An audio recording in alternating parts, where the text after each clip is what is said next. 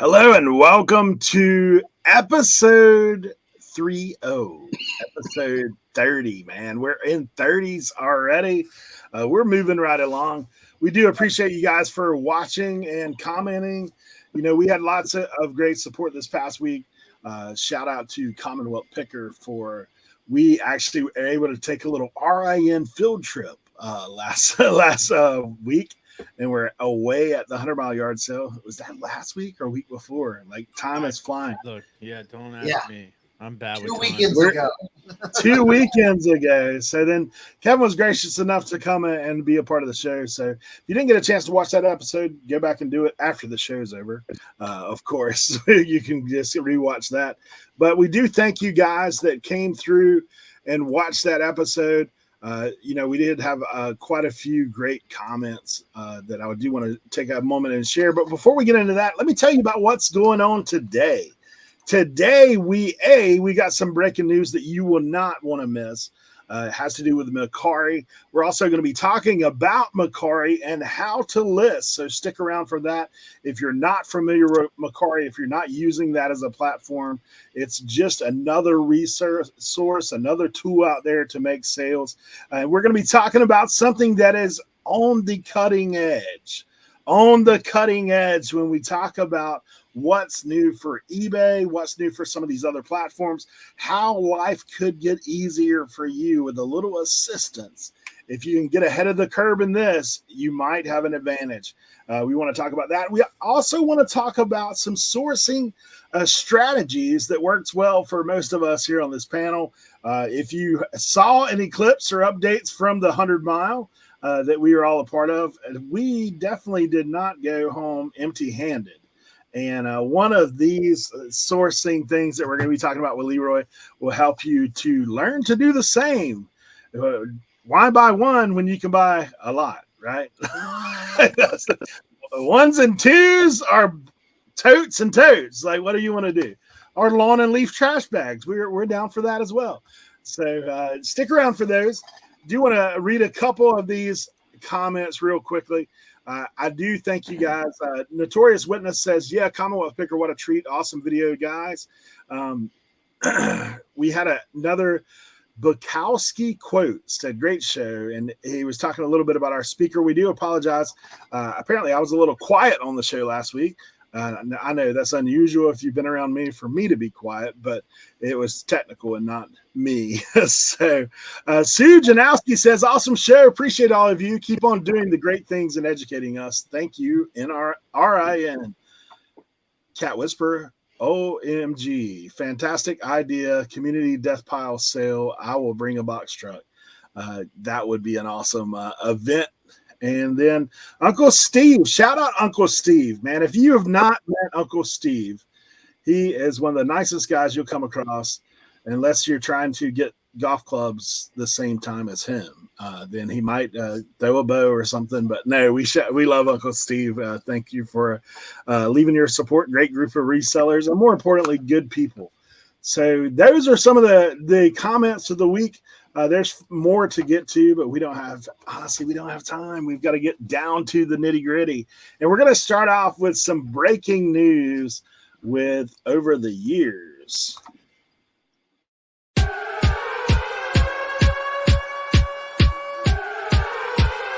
Yes. Ladies and gentlemen, welcome to the news desk.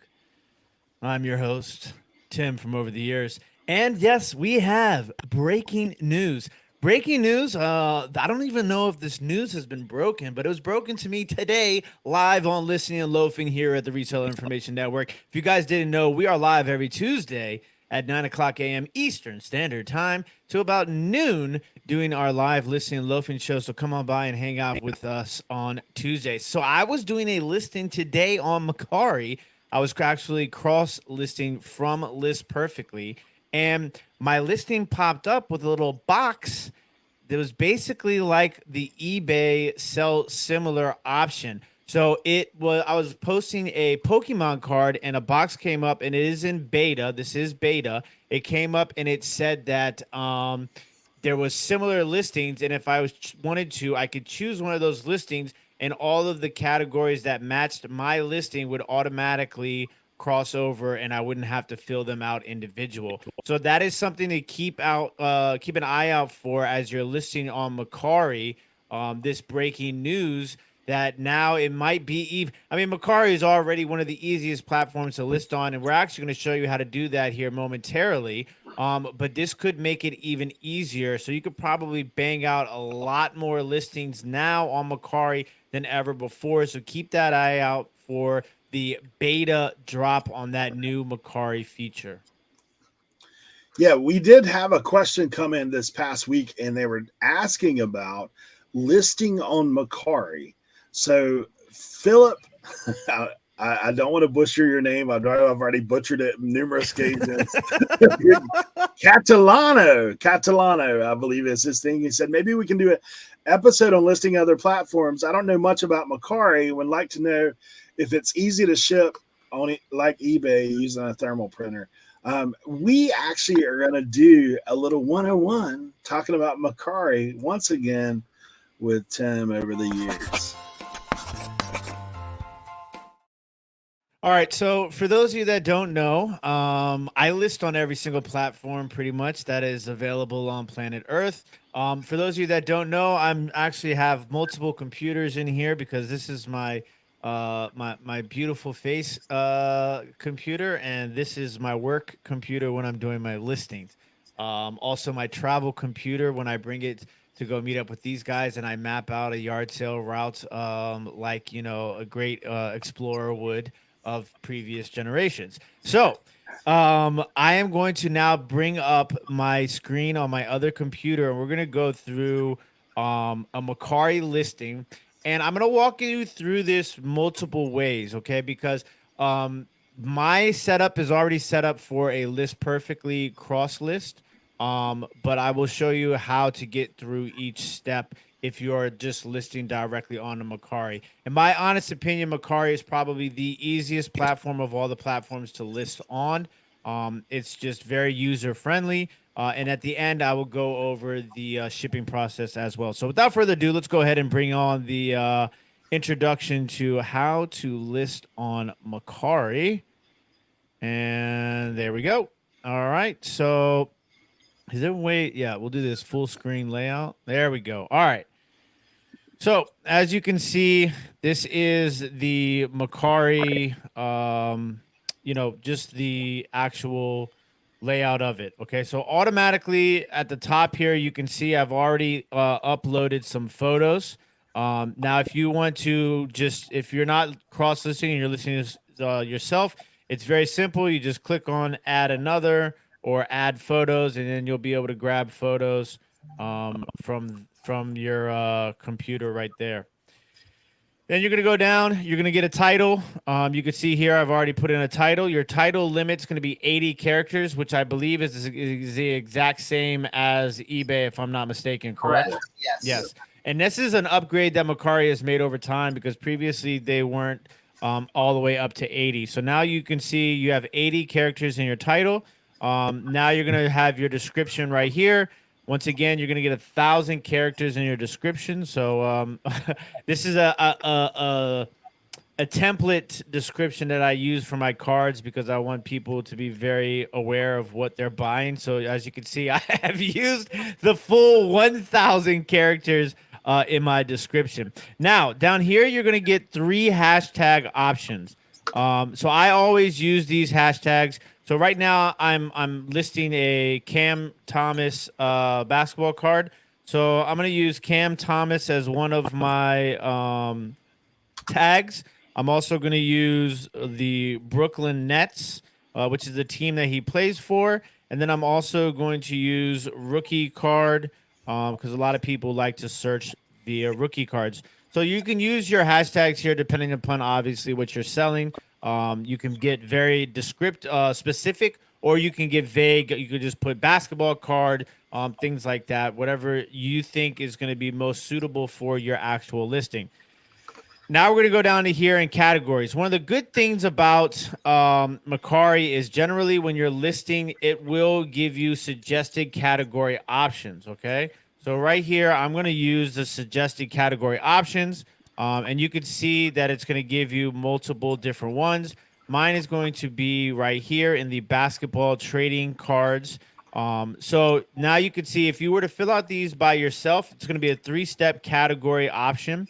So you would click on this one, it would give you like a main category, then a secondary category, and then your third final category. Down here, you're going to put in the brand. Now, sometimes they will have your brand, sometimes they won't. Okay. So, for example, this brand is actually Wildcard. You can see that it does not have my brand. So, what you're going to do is you're going to click on not brand, not sure. Now, if this was a Panini card, it would be easy. You would just type in Panini. If this was a Topps card, same thing. You would just type in Topps. But since they don't have the brand of this card, I'm just going to put no brand, not sure. Now, this is where you're going to put your condition. Their condition categories are broken down into 5 conditions. I only use new and good. Unless something is really jacked up, then I use fair.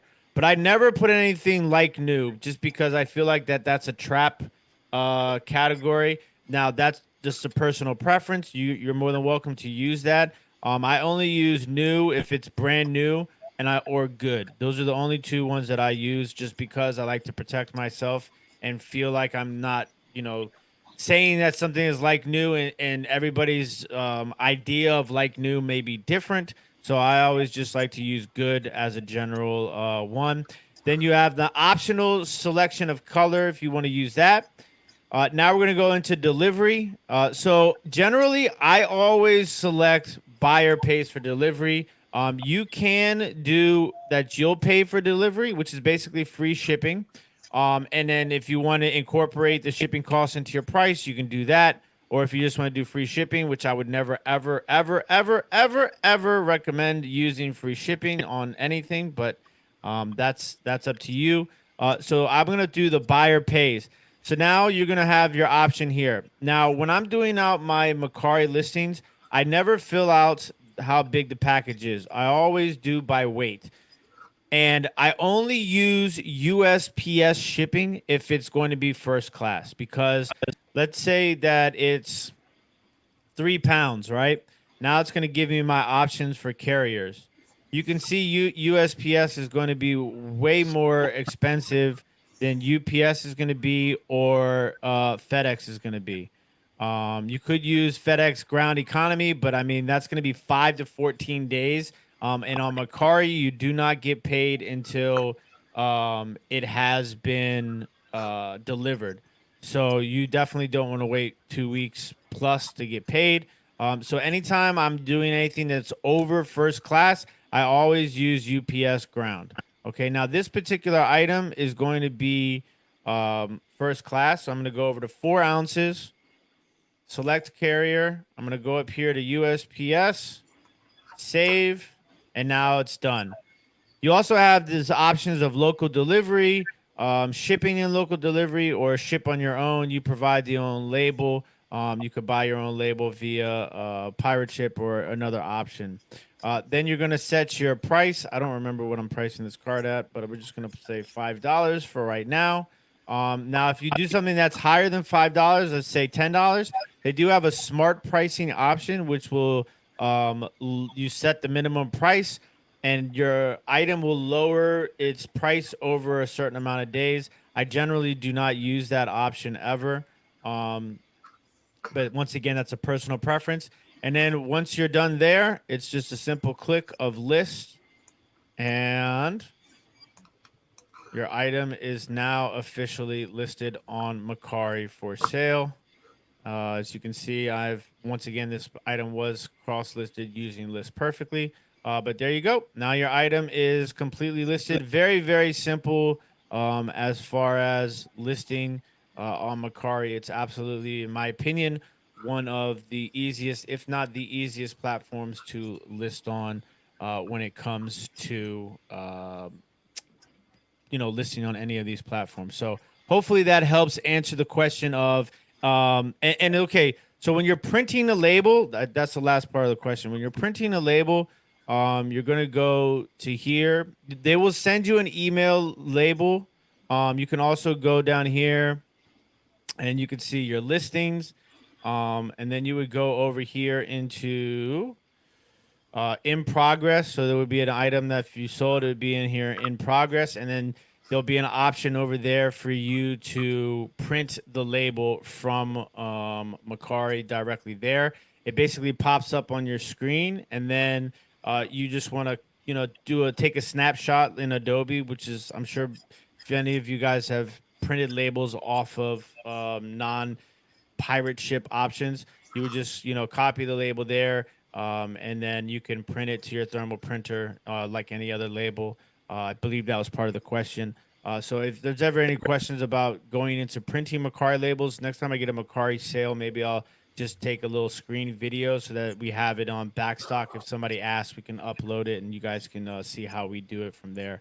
So that is how we do listings on Macari.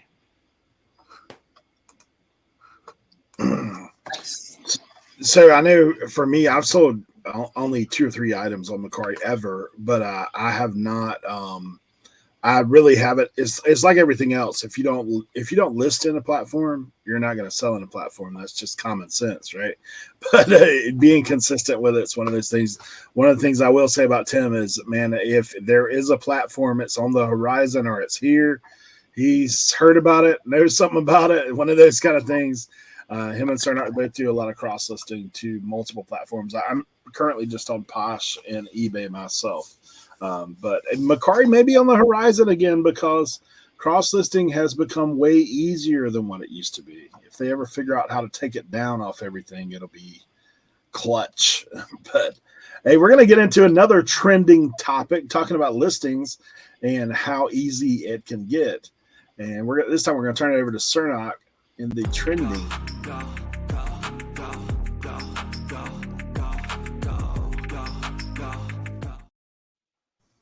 Hey. So we've all heard this buzzword floating around, okay? In the news, online, social media, AI. What is it? Artificial intelligence, sci-fi theory, all this stuff. So we're going to talk today about eBay and some other things that are on the brink of bringing us AI. So I will tell you, I've looked at a bunch of stuff. AI is coming to eBay. Okay. Now, we don't know what form it is in yet, but this is going to make things easier. What I've seen some stuff, some rumors, some behind the scenes stuff is literally you're going to you might upload a photo or a model number or a UPC, and it might say, hey, this is what this is. And as of right now, when you're listing on eBay, it gives you like, hey, in your title, you might say, I have a shoe size 12, or I might have, the color, I might have white in my title. So it brings down, hey, these are your item specifics. Click it if you want it. Now with AI, they're going to be searching the web for, maybe a model number. You might just put in a model number and be like, hey, is this your shoe? And you're like, yeah. Boom. Here's all your item specifics. Or you might have like a used item clothing, and it might just, take a look, I have a tie-dye Grateful Dead shirt. Well, AI is going to be like, yo, this is a Grateful Dead AI shirt, and it might say, all right, here's your title, you want to use this title? Here's your item specifics. So it's going to be making things a lot easier, for listing instead of, it taking, 2, 3, 4 minutes to do a listing. It might be taking 30 seconds to do a listing. So I think this is really great news. Now, even along with eBay doing AI, there are some other platforms that we currently use that are jumping into this AI arms race as well. Okay. And I only think it's going to help in the future. Yes, new technology is a little scary. We saw things with managed payments and background removers and all these things. It's like, well, I don't know if I'm going to use this or not. This is something, this is technology that it's going to be the future of kind of reselling. So other companies like List Perfectly and Vendoo, these cross listing, they're already saying, hey, it's coming. So, they wouldn't be really investing in this technology or really pushing this technology if it's not going to help the consumer and the sellers. So buyers and sellers are going to both be able to use these AI technologies to enhance, their buying or their selling. And then there's another thing that if you watch this on Listing and Loafing, you've already heard this, and we're already using it. And I want to show y'all something really cool. Okay, I'm gonna show y'all something really cool. Basically, Photo Room, which a lot of resellers use for white background removers. It's probably one of the best tools for white background removing. But they have just introduced, something really, really cool, and it's instant backgrounds. These are AI generated backgrounds for your photos. You have templates, and you have you can also put in prompts to be very specific of what you want. And let me show y'all some really cool things, especially like on my Poshmark. So let's get that loaded up. Here are some examples of AI generated backgrounds that I have created for my products, my clothing, my shoes, my accessories, my hats. And what I like to do is try to kind of like say, hey, we see sandals, all right? Sandals, we're thinking the pool, we're thinking the beach, we're thinking lifestyle. So with all those other listings out there, this may hit someone's eye and go, oh, that's really cool. Let me click on this link. That's what we're looking for. We're looking for those clicks. We're definitely looking for those clicks. So as eBay integrates AI, as Vendoo integrates AI, as List perfectly integrates AI, everything's going to be making it easier. And with the added bonus of AI generated backgrounds through Photoshop, you give your store more of a lifestyle look rather than just like, hey, yeah, white backgrounds showcase your item, but you can really showcase your item by looking at that. And I've already done a ton. So, we got shoes, we got hats, we got clothing. So no longer having to pull out your board, your wooden background. You can just pop it in there and say, hey, I want a rustic wooden background. Bam, it's done. Things like baseball hats. Put it on a baseball field. Put it on a football field. Right here. Put an old Ford truck in the background. So you can see all these, different ideas to give, like a lot of people buy with their eyes. Okay. I know I do. I know y'all do. They buy with their eyes. So if they're seeing something that's different than everyone else's, and it's like, ooh, this, instead of just being floating in a white space, this is like, okay, I can see this, it's not on a person, but I can see this in an environment. Those belt buckles. Yeah, look at the belt buckle. Show them the belt buckle on the big, click on it and show the first picture. This one right here? Any of those belt buckles are crazy looking with those backgrounds. And this one's sold through Poshmark because, again, it's giving you that vibe. It's giving you that just, like that old Western-y type look. I said, the prompt I gave it was rustic table, indoors, wooden indoors Western theme. And this is what it, gave me. And the cool thing about the photo room thing too, it'll generate 4 images. If you don't like those, it'll generate 4 more. So these are all things that are coming down the pipeline. And I'm telling you, this is something that I'm jumping on. I know Eric's jumping on. Tim's jumping on. We'll get Leroy there. We're gonna force Leroy to do it. Okay. Okay. Because hey, I can put it. I've already shown him. Hey, give me a tool. I'll put it on a cool workbench. To giving that lifestyle type treatment to your images, to where these are photos straight out of like a photo shoot or a magazine for these products that you're developing on your own. So AI is here. We have to embrace it. Okay, we have to embrace our technical overlords. No, it's not scary. It's here to help, especially in the reselling. So even like I said, eBay's coming out with something. This Perfectly is coming out with something. Vendoo's coming out with something. I know, you know what? If all those are done, Poshmark's in the background working on something. Photo rooms already have it for you. So these are things that's going to make our life easier. We always think about back in the day, well, send a money order. And then once I get the money, this is the next progression. So let's embrace this progression. I hope y'all, a lot of, our viewers are on that cutting edge, kind of like we are. So, hey, let's try it out. Hey, if it doesn't work, we can always revert. But this is something that we talked about in last episode. It's all about adapting, right? So that's the AI rundown. If you have any questions about it, or if you have anything else that you see that's integrating AI, drop it in the comments for us and say, hey, have y'all seen this? Or, hey, I heard Poshmark or Macari's working on something. Have y'all heard about that? And that's something that we can maybe look into and discuss at a later date. So, yeah. Yeah, I don't think AI is going anywhere other than more integration, more opportunity to use it. I don't see it. I don't think we're going to revert back to sending checks and money orders, guys. I think we're moving on towards the future. It's so crazy. This video hasn't came out yet, but we actually had this discussion.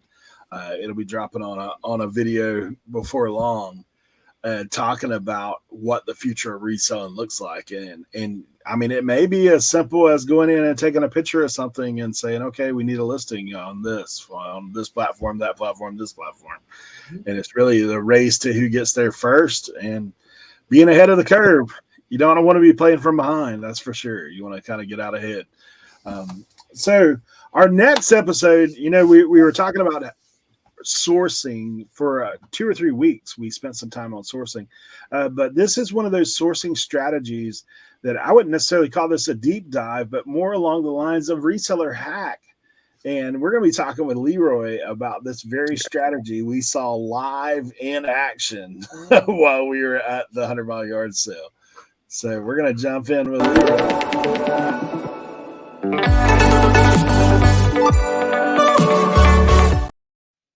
What's going on, guys?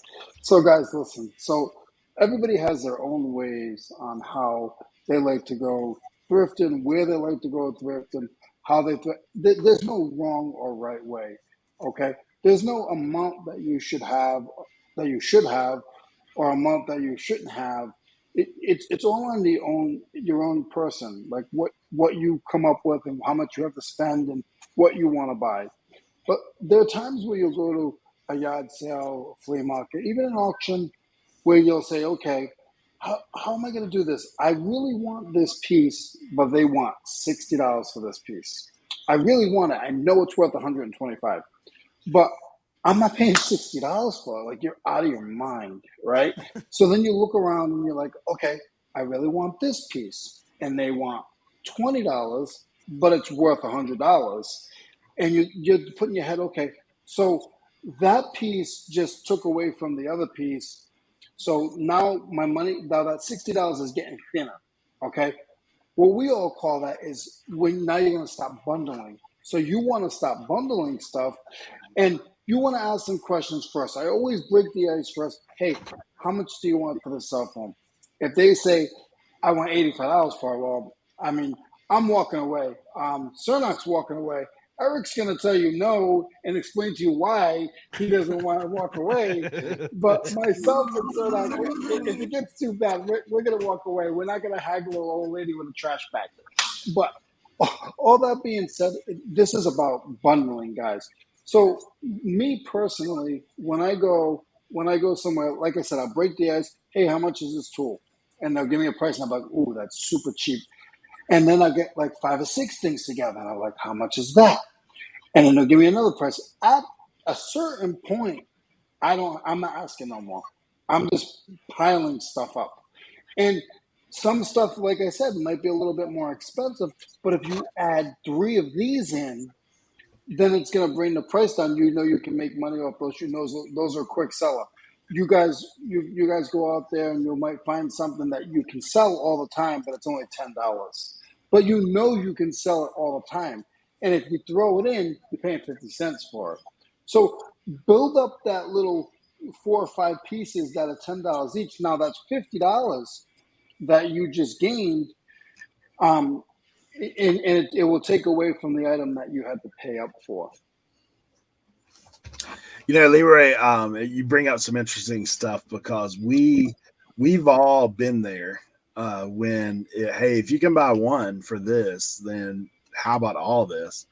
I know being there with you and watching you dig through those toolboxes like a kid in the candy store, like literally, like, he looked like, dude, he was just straight attacking that thing. I know. I told him afterwards. I was like, man, don't like, you need to calm down just a second because you gotta be. Don't let the price go up on you. Yeah, because it did, guys. The scenario that Eric's talking about is we were at a sale, and I asked the lady a couple times. She's like $40, and I was like $40. Wow, that's like I had a bucket full of stuff. I had so much assistance. I was handing Tim stuff and handing Eric stuff and Uncle Steve stuff. I'm just handing stuff to people. I'm fighting it because I'm up behind toolboxes, and I'm handing these guys stuff. The first round was 40. Now, the second round was a lot smaller, and she still charges me 40 because she realized how excited I was getting. So Eric brings up such a great point that you have to try to come down. I'm going to tell you guys right now, I don't know if I'm coming down. Like, I can tell you guys what to do here on the Reseller Information Network, but for me to personally do that when I go out there in the wild, it's different. Some people buy and sell for a living, and of course I do that, but I also buy and sell because it's like my form of fishing. So you guys go fishing, you throw a little thing in there, you get a little bite, go a little fishing more, you get a little bite, and you take it, you look at it, oh wow, beautiful fish, you throw it back in. That's sort of how I look at the stuff that I find. Is I'll get it, I'll get excited about getting it, and I put it on eBay and just sell it low, let it go. That's like throwing it back in the water. So I know, like when I was with Tim, he was at a couple of houses, and I slid over to watch him, and he was like with glass, and it was the same thing where I literally saw him do it. Like somebody wanted a little bit more, and then he threw a couple more pieces in. Can you explain that a little bit, Tim? Yeah, so you're talking about the private pick that we went to, right, in the garage with that It was glass. actually the carport with the that really good set. Yeah. With with the stemware, the glasses. Yeah. So I mean, like an example with that, like I in that instance, she had it priced so cheap at that point where I just said I'll take all of it, and it was interesting because those were the two most valuable sets of those glasses. She wanted $10 for each set, and on the one that wasn't that much money, she wanted $20 for it. So I just took the two sets for the $10 each instead of trying to force my way into the more valuable. I mean, the less valuable one, but more expensive set. And then at the first pick that we went to, when we were underneath the carport where the lady took me throughout her whole house and everything, I had just put a bundle together, right? So I said I initiated the conversation with, I'm just gonna put a pile together, okay? And I just said I want all of this, and so like I kind of put it all in a pile, and I asked her. I said, "Well, how much are you thinking?" And in my head, I was willing to pay at that point $100 for everything that I had put together in the pile. Like I thought that was going to be like a reasonable offer where I wasn't like, because she knew to a certain extent what she had, and which is a little bit different, I think, with the tools. I think tools is interesting because people either price it really high because they're like, these are tools, or they price it really low because they're like, these are tools. It's kind of interesting. So I had said, what were you thinking? She said 200. There was no way I was going to be able to pay $200 for the pile that I wanted. So I started, okay. So she's like, you want to, at that point, you want to try to identify what they are valuing the most in that bundle. Great point. And so she said this one piece was like $100 piece. In my mind, that piece was a resale value was only $40 based upon my knowledge. So I immediately took that piece out. And then I tried to figure out where she was. I'm thinking immediately she's going to come down to $100 in her mind if she thinks that piece is $100. But she was still at like a pretty crazy price. So then I was like, all right, well, what if I take this piece out? So I started, sometimes you just have to mix and match to get the bundle price that you want. Like, I think that sometimes, and don't tell them what you are valuing as the most, because what you might be valuing as the most, they might not even think that is the most valuable piece in that lot, that bundle that you put together. So you have to get the idea of what they think is the most valuable and think to yourself, is it worth it for me? If I can take out two pieces and I can get this down to $60, I'm doing really good at that point, because now I'm only at $60. Those two pieces to me weren't necessarily worth it. So I ended up buying that bundle, I believe, from the lady for about $60. And I left two Pyrex sets, and I left the one big vase. And to me, it was the best deal possible given the circumstances of me bundling and her prices. So it's interesting because a lot of times glass and tools, believe it or not, are very similar in that sense, where it's like people are either really high on their prices of glass because they think everything is Fenton, and they're really low because they're just like this glass. It has no value to them. It's very similar to tools, and sometimes it's about size to people. Sometimes people think the biggest piece is going to cost you the most money. And it's the smaller pieces that they're like, oh, those are like a couple dollars or whatever. But those are where the value is sometimes. I remember Leroy had showed us this one little thing that he was fidgeting with for, I felt like, the next 6 to 7 yard sales. And it was like a $40 item in itself, right? If I'm not mistaken. Yeah, it was a ratchet socket. Yeah. And Tim brings up a couple of good points. And the one sale he was talking about, I was in the garage with Scrooge McDuck. They were both Scrooge McDuck, but the husband was Scrooge McDuck, big time. But one of the other sales that Tim was at, as you guys being new resellers or just experienced but still refreshing your mind, be careful for some of these sellers, because what they want to do is like, oh, well, just buy it all. The lady was telling Tim where he got the stem glasses that he was talking about. Hey, if you come back, I'll sell all to you. Don't fall in that trap if you don't have the space and if you don't know how to get rid of it.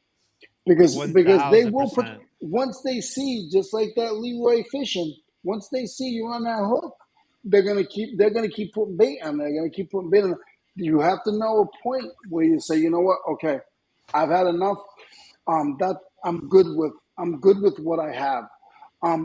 Another thing I was going to bring up, and I'm not doing this to spite these guys. It's just part of bundling and part of making a deal happen.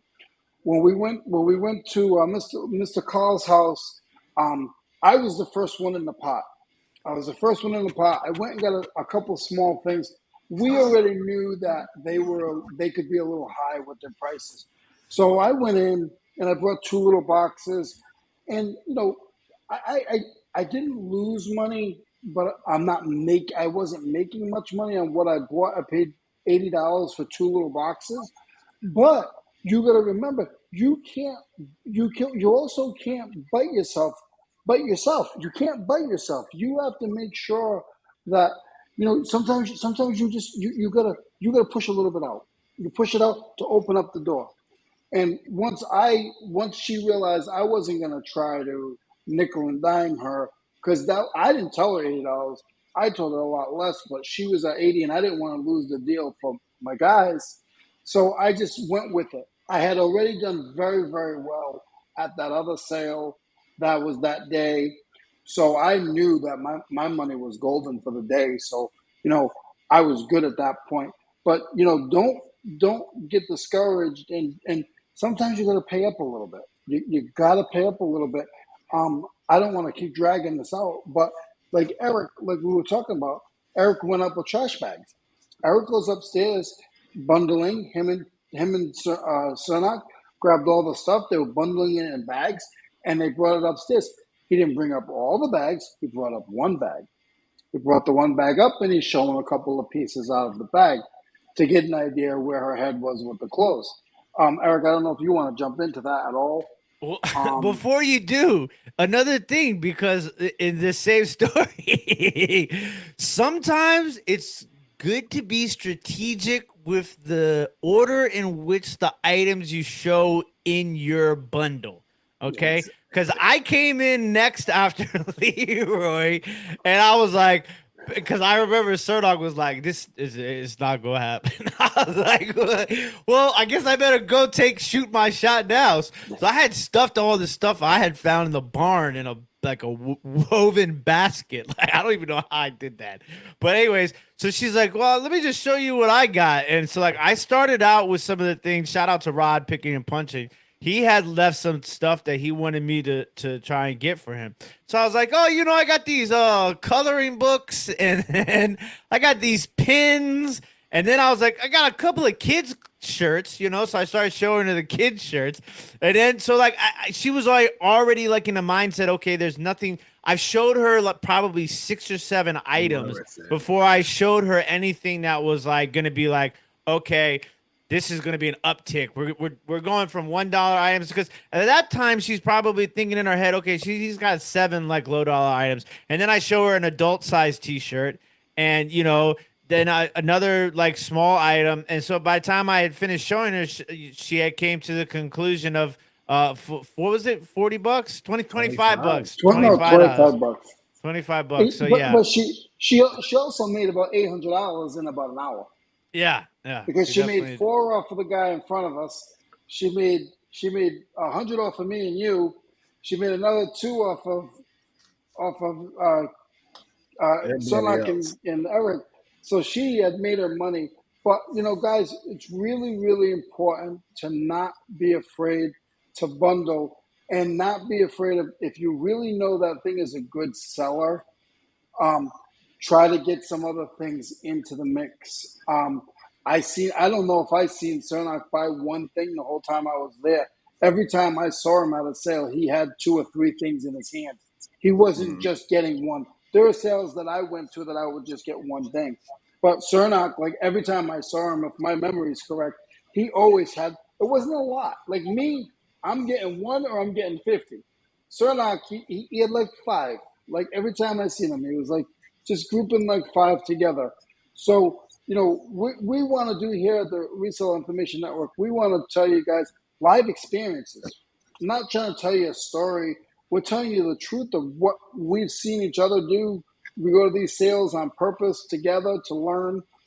So, just if you ever have any questions with some of that kind of bundling, you can message me. And not promising I'm going to get back to you, but I will try.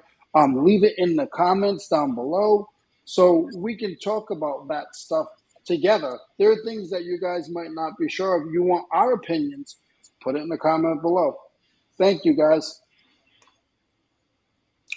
Honestly, Leroy, that's we talk about all the time about how all these guys have their specialties. Tim, we know, knows glass like the back of his hand, knows sports memorabilia, sports cars, knows a little bit about everything, but he is that like the older antique, vintage, mid-century, modern, that kind of thing. Leroy is tool extravaganza. Like he can have tools and hardware, man. That's his wheelhouse. Cernoch is sneaky. He knows vintage clothing, but he also knows toys. He knows a lot of things that people Yeah, don't he necessarily think does. about. For me, I will tell you, I know a little bit about everything, but when it comes to yard selling and talking to people, I will say, not to brag, but I know how to do that. And it's one of those things, there's all kinds of tactics. These guys have talked about so much that the bundle is a huge deal. For me, I do a little different than Leroy. I don't start out with a price. Most of the time I start out with a listen. I'm listening to them talk to somebody else. When they say something with those guys, then I'm putting a bundle together. And the reason I put a bundle together early is because I'm hoping they come over and identify when they give me a price, which I make them give me a price. If they don't give me a price, I give them such a ridiculous price, they're going to give me a price one way or another. So, but what happens is a lot of times you'll go into these scenarios, and like Tim mentioned, they will have one item that they're just in love with. Not this year 100-mile yard sale, but last year 100-mile yard sale. I went to this guy's booth. He had like 25 hats, which is what I wanted. It was NASCAR stuff, a lot of chase stuff, a lot of decent stuff. He had this Redskin jacket that weren't nothing special, I'll be honest, but I'm gonna throw it in the deal because I see you look around on the table, lots of Redskin stuff there. Means that this guy's probably Redskin fan, right? So he probably has an attachment to Redskin stuff. So I throw that Redskin jacket in there, and he's like, I'm looking at it. I said, well, what are you thinking? He says, $50. He goes, then he makes this statement, because that Redskin jacket's worth 30 by itself. Great. I'll give you 20 for the hats. And I literally pulled a 20 out. I said, I'll give you 20 for the hats. You can sell the jacket to somebody else. And what could he do at that point? He was already there. Like, I already got him. I've already set the hook. So, like what Tim's talking about, pulling stuff out that you don't necessarily need, or like where we at now, like let them put a value on something in that pile. Because if they do that, then you know that that's a, hey, I'll just put it back. I did that the other day at a Saturday yard sale. I like had a pile of stuff, and they're like, oh, well, those boots are brand new. They're this great. I'll pull them out. That was like over half the value of what that pile in their mind, but the more valuable stuff was over here in the pile. And like Tim said, shoving all that stuff in the basket. I was in there to witness that. One of the funny things that got happen is he pulls out this onesie kind of thing. It's like my kids say it's a jumper. So if you're under a certain age, you'll know that's a jumper. It's shorts attached to a shirt. And this lady says, I don't even know how you'd get in that thing. So I know a guy that can know. There's a guy that I saw at the yard sales over there on his Tim. This guy can wear a onesie. I don't think everything will fit in there, Leroy. But when we go out picking, though, it's one of those. For me, the fun part of picking for me is not just finding the treasure; it's the strategy involved. Like for me, I'll be honest. Like watching Leroy and them tools made me want to invite him for poker night. To be honest, if he gets that excited, but like for me, I'm always trying to keep them guessing.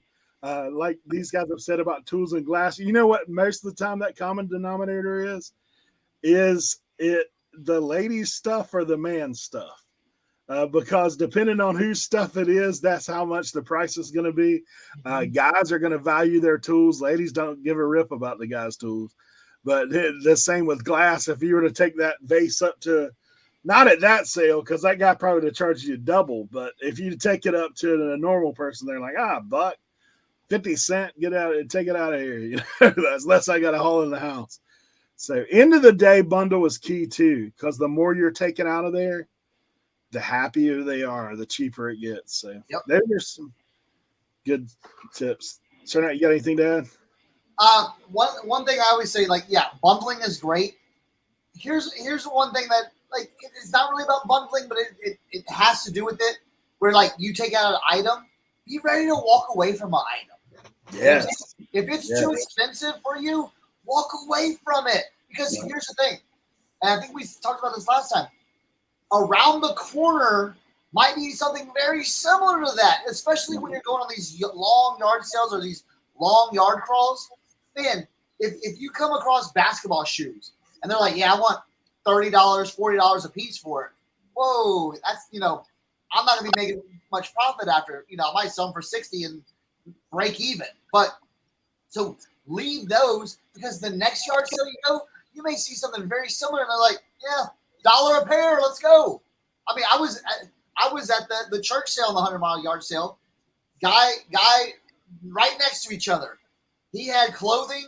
I said, how much are these Carhartt shirts? He said $5 a piece. I said, what if I bought them all? He said, it's still $5 a piece. Well, in my mind, $5 for just a pocket Carhartt shirt, way too much money. I literally moved my body. Another guy's table was right here. He had shoes. He had nice leather LL Bean moccasin shoes. I said, well, how much are your shoes? He had 3 pairs of them. And he had a pair of something else. He goes, oh, they're $1 a piece. So I did business with that guy because I turned away this guy because, again, when you got to be careful with your capital, because you could spin it really fast and then turn Yeah. around and go, oh, well, I could have bought this for way cheaper. So that's what you have to do. Just walk away from things. And guess what? Sometimes when you walk away from something, they'll drop the price on you. You know what I'm saying? And that gives you the opening to be like, well, you wanted $30 for that jacket, but now you're asking 20. Well, would you do 10? And there you go. So that's kind of my strategy too. I've had people cross the street and catch up with me and say, where's, Yeah.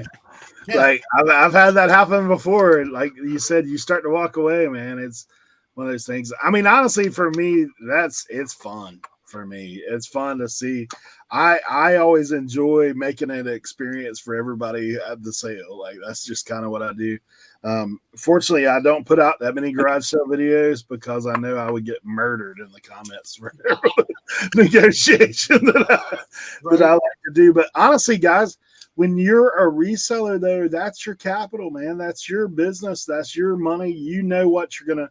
Like I was telling somebody the other day, I had a family friend contact us about some, wanting me to possibly look at some of their stuff, and I just had to tell them. I said, "Look, man, if it sells for $100, I'll pay you 10. Like that's just how I'm at because I know what all's involved. I know how long it's going to sit, and if you're trying to sell something in consignment for somebody else, that's a setup for problem, like because it's going to take a while to do it, that kind of thing. So.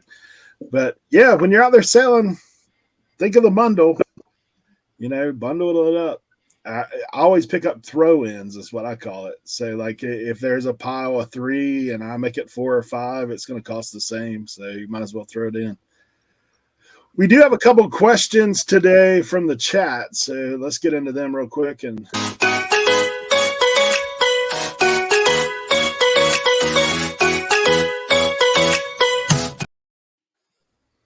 I'm looking to see.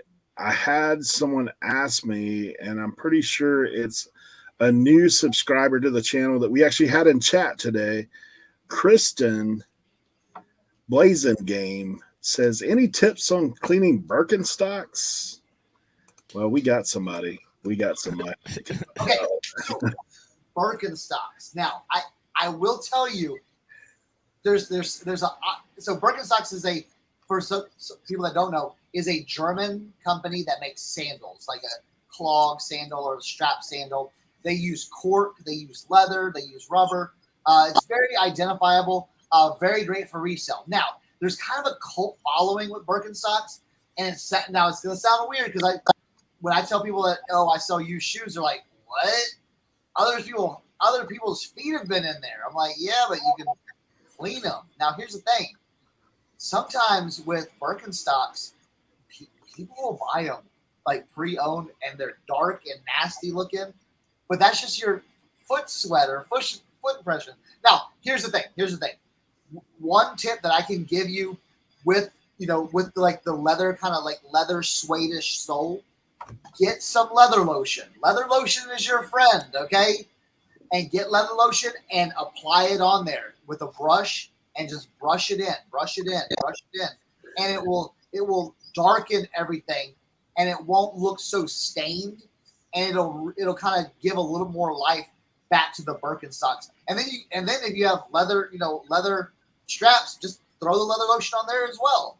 So that's kind of how you do like Birkenstocks. I will tell you some signs to make sure when you're doing your Birkenstocks, make sure the toe front, okay, usually your toe front has the cork. Make sure the cork's not really damaged, because you can lose a lot of value in your Birkenstocks with damaged cork. And hey, listen, if you're not gonna be, we haven't made it that far to repairing Birkenstocks. You know what I'm saying? Because again, time is money. But look at the front edge and on the heel part to make sure all the cork is intact, and then do a little test pull to make sure the leather lining is still like glued on there and everything. Because heavy use Birkenstocks can get destroyed really quick. So, but like I said, leather lotion will definitely darken up that footbed and give it breathe a little life into it, so it doesn't look so like, hey, I can see someone's footprint in there. But guess what? I've sold many and many of Birkenstocks. Just people don't care because it's such a cult following. So hopefully that answers your question. And thank you for coming on Tuesday and asking some great questions. That's the one thing with our subscribers, being old or new subscribers, you can join us on Tuesdays. We're listed. We're low fee. We're working. Hey, we're reading the chat. So if you've got a bunch of questions, hit us up there. Or if you don't, hey, I'm a little shy and I don't feel like, typing in questions or in the chat, hey, leave them down below for us and we can get to those as well. So. You can also drop it in Facebook group if you're a part of that Reseller Information Network, and Instagram. We're in there, so make sure you're checking out all those platforms. We got another question I want to get to really quick, and this is actually talking about Lisa Durr asked about store categories. She said she hasn't set them up yet. And she was curious, just like what we do. Do you guys use store categories, or do you just drop in? Anybody use store categories? I use store categories. I do too. But it's sometimes I slip up, and it's something I've been meaning to go back, and I think it's something that you have to constantly be changing sometimes too, depending upon what you're filling your store with. And the reason why I do it on eBay is because I come from Etsy first. So I was on an Etsy seller first, and Etsy is very heavy on the store categories. I think that when you have people, because I feel like in Etsy, people shop your store more than they shop like the browse. So like on eBay, more people are going to shop just eBay more so than going to your store. Although I would say for me personally, as a shopper on eBay, if I see something that I like on eBay, I generally I go to their store and see what else they have, because for me it creates a cheaper shipping option. For most people who will combine shipping for you. So that's why I go into people's stores on eBay. But I do think that it's useful. It also depends on how you're promoting yourself. If you're promoting your eBay store as opposed to promoting your eBay listing, not necessarily in the sense of promoted listings, but like, on Instagram and Facebook and stuff like that, it is a useful tool to have it separated into sections.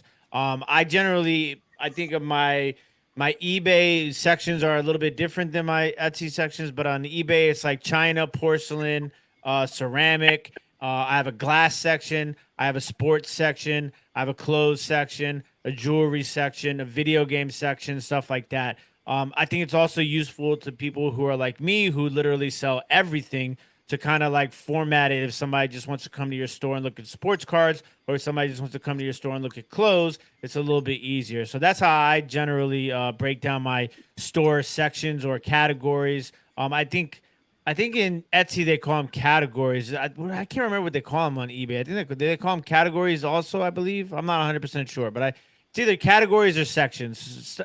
Etsy is sections, eBay is categories. That's correct. What it is. I'll add something to there, and I'll let Leroy go. But here's what I think the most important thing is. It's kind of what you sell, okay? So if you sell kind of like a vacuum cleaner, or like you sell a lot of vacuum cleaners, you're really not necessarily going to have to like put that in there, because if it's kind of like a one, like they have to search for that item and buy it, and take it. I think where you do like categories, or like if you're selling like Pokemon cards or baseball cards, or something that's someone could go, hey, I really like this item. What other items similar to this does this person have? Because I like their price, I like their presentation, or whatever. So that's where your store categories can definitely come into play. If you're selling like kind of like a one-off item that's really, store categories, I don't think it is going to work for you. Leroy, what you got? I forgot what I was going to say. I'm that quick. But I know I remember now. So, honestly, guys, I only do one category. That's my whole store. So let me ask you this. Have you ever thought about, I'm pretty sure me and Cernoch are probably going to ask the same thing here. Yeah. Have you ever thought about breaking your tools into different sections specific for the tools on your store, like screwdriver section, auto tools section, stuff like that? No, because I want them to be able to. I want them to be able to search around and find something they weren't expecting. But I do know when we go through our sales, and this is something that actually I'm going to ask the guys if we can go through. I think Cernoch and Tim might be able to do this a little better than I, or maybe even Eric. But when you can go under and see what you sell best in certain categories, and eBay will literally break that down. Actually, now it's reminding me. I think Cernoch did do this already way in the beginning. But I would love to be able to bring that back up again and show some of the guys, including myself, that there is a way to see what you're selling, what your best areas of selling is. So no, I don't segregate it myself, but actually eBay does do it with our sales. They will show you 7% of your sales was antique tools, 19% was sockets, like whatever category I list them in. So I do want to see if we could show that again, guys, one day in the future. Yeah, that sounds a great idea. I hear Eric done made 2 eBay sales since we've been live. I know, right? Crushing it. Actually, that was a good one too. That was It's a blue background. 3. Yeah, it was out of the Leroy store that I've created as one of my store categories. Leroy's section of tools is what I put in there today during listing and loafing. That was my new addition. Hey, Leroy, I did kind of go in there and look real quick because I did want to show this. Maybe you guys can see it. Maybe we can't. There we go. Yeah, I see it. This is like if you sort by category, you click on exactly. you can pull this section up and it shows you percentage wise where you're at. Business and industrial, video games, consoles, sporting goods, business, industrial. So, yeah, so it shows you guys, and I'm sorry, Eric, to cut you off, but he's bringing up exactly what I was speaking of. So then that will show you, hey, listen, because you don't even realize, I don't realize what my hardest thing is, to be honest with you. But yeah. when I go pull this chart up like Eric did, then that keeps an eye, okay, business industrial. So maybe I need to look for a little bit more business industrial because that's what's selling best in my store. Yeah, these are the things that I've picked up recently was a lot of that from the old abandoned house. So that's where like that industrial category was big for me right now because that's what I've been listing, to be honest.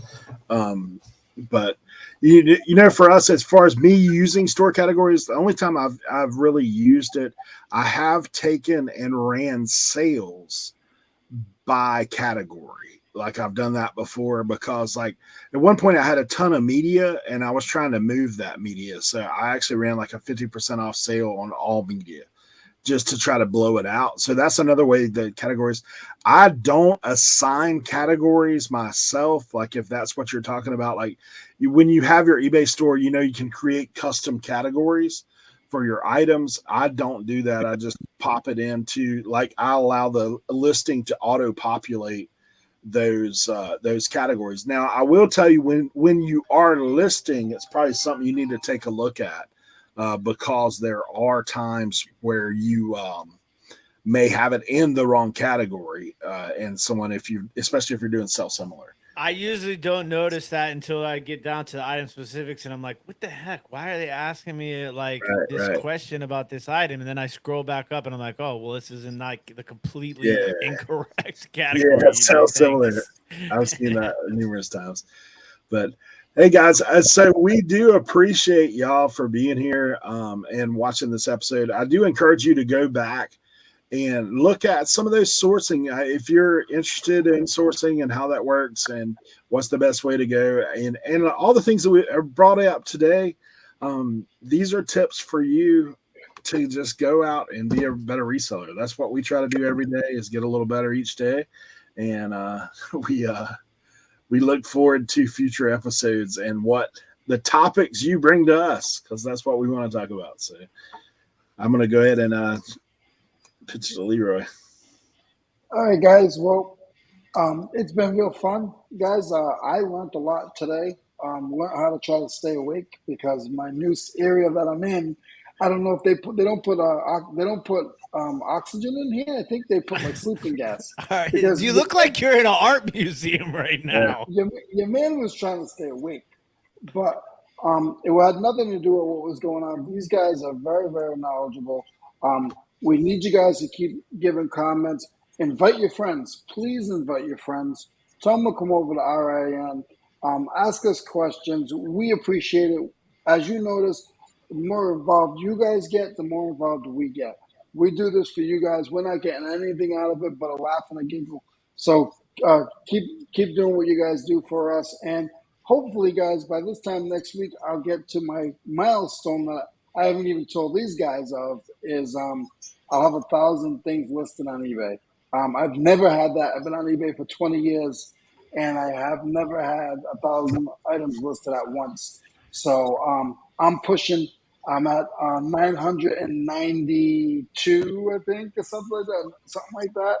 So I'm hoping that the next time that we get together, guys, I will have my 1,000 listings done. Right now, it is 990. It's not anything like 7-Eleven points, but it's Leroy points. There you go. Cernoch. Hey, I hope y'all learned something today about the AI stuff. Listen, it's really cool. Dabble in it. And listen, if you don't have Photo Room yet, Photo Room is $70 a year. Break that down, okay? It's totally 100% worth it. Photo Room, thermal printer. Those two things we discussed today, just get it. That's going to enhance your business, okay? I saw a lot of people on, we did a, I'm in this like Facebook group with Photo Room, and everyone's talking about, why can't the free version do this? Why can't the free version do that? Listen, pay for it because it will rock your socks off the way you see how it does these AI backgrounds. And I think that's the future. And I cannot wait to see what eBay, Lives Perfectly, and Vendoo have in store. I think all these companies are pushing each other just to be better, to stay on top. So it's not going to be stagnant. So, hope y'all learned something. If you have any questions for anything about AI related, let me know in the comment section. And that's it.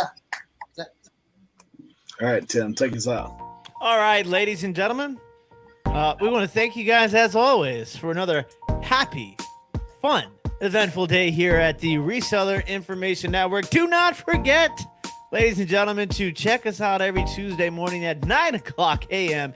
Eastern Standard Time. We usually run till about noonish, and it's going to be a lot of fun. We are pushing 2,000 subscribers, ladies and gentlemen.